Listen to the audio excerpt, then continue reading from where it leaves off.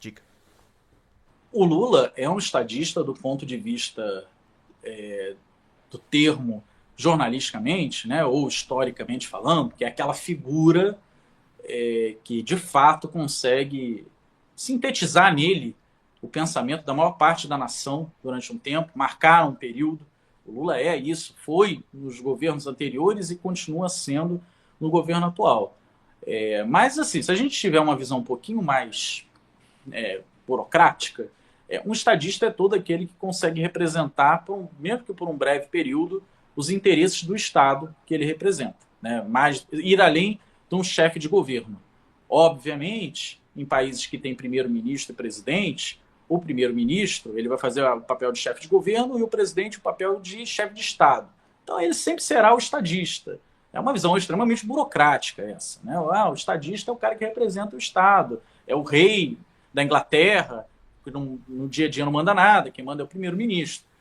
Na visão da divisão de poderes, né, com o presidencialismo, a gente costuma usar o termo estadista para aqueles chefes de Estado muito especiais, aqueles que conseguem marcar mais do que um breve período. Né? Não é porque hoje o chefe de Estado é fulano de tal. Não, ele é um estadista porque ele consegue representar um período daquela nação. E o Lula é isso. O Lula representa um período do Brasil. Aí alguém poderia estar perguntando, mas e o Bolsonaro? Ele representa um período do Brasil. Ele é um estadista? Olha, aí, sem medo de ser feliz, eu vou dizer que ele não é um estadista. O Bolsonaro se constrói pela oposição. O Bolsonaro é um acidente? É um acidente.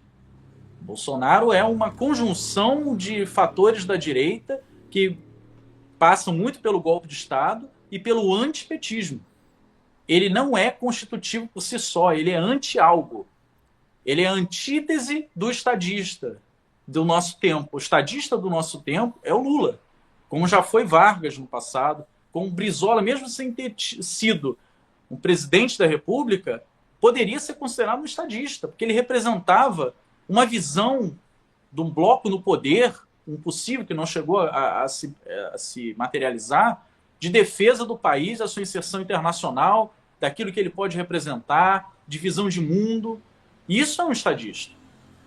O Bolsonaro não foi isso, embora tenha sido chefe de Estado.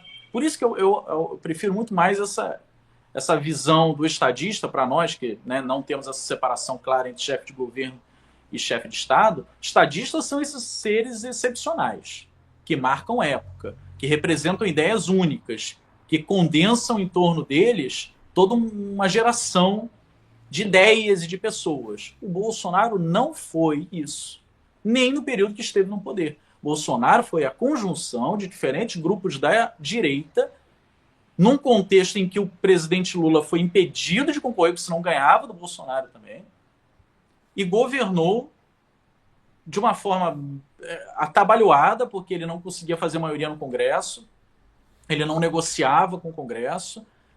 Veio uma pandemia que tornou tudo diferente, a relação executivo e legislativo.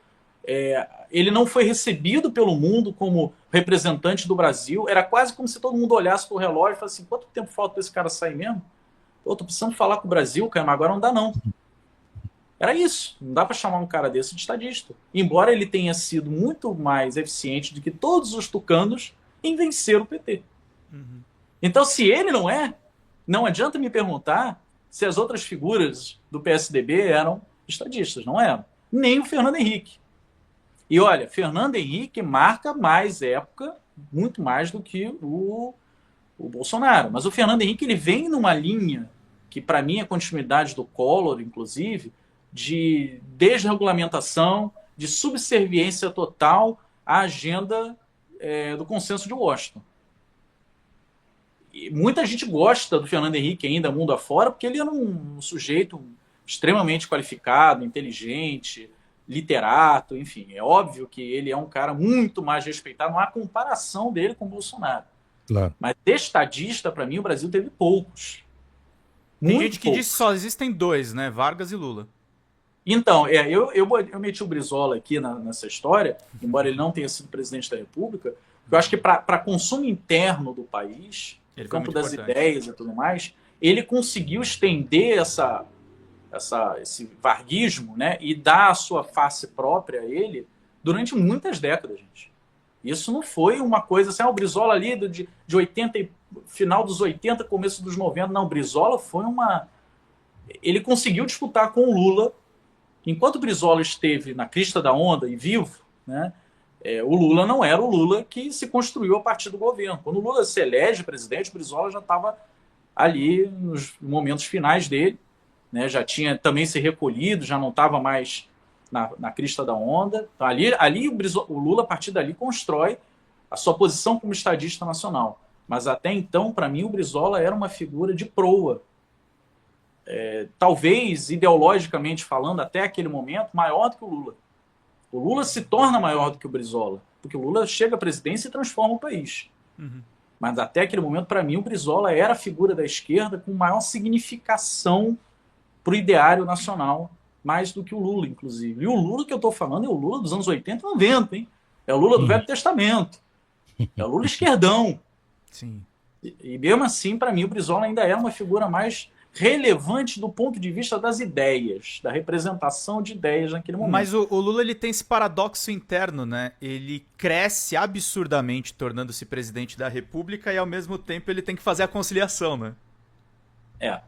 Exatamente. E aí a conciliação faz parte, inclusive, do que se tornou o Lula, né? Acho que hoje falar de Lula, lulismo, esse estadista, sem falar de um ser conciliador, é impossível. Uhum. Exatamente. Deixa eu ler aqui mais alguns superchats de vocês, só para render mais um pouquinho o nosso corte. Agradecer também. Não parem de mandar superchats, gente. Dos Carvalho, gratidão, Samuel. Excelente resposta. Agradecer a Regina Célia Lourenço. Boa tarde, Rio de Janeiro. Vamos colaborar para atingir a meta. Deixa eu voltar aqui mais um pouquinho. Agradecer a Lília Marta Alves. Agradecer. Teve a Luciana Mega. E também teve aqui, ó. Samuel, onde o governo errou mais na questão do INSS? Foi leniência? Eu acho que sim.